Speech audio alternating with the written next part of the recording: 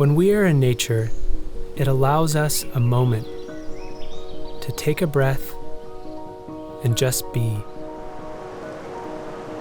We can recognize how essential our natural spaces are for our physical and mental health, but they're also an integral part of the health of our planet.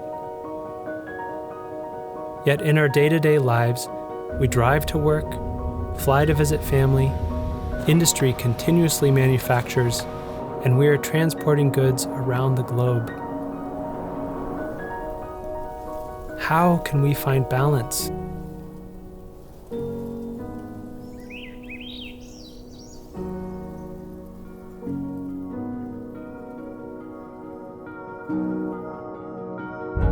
We live in a unique part of the world where there are many forests and wetlands rich with life, able to pull carbon out of the atmosphere and capture and store it for hundreds of years.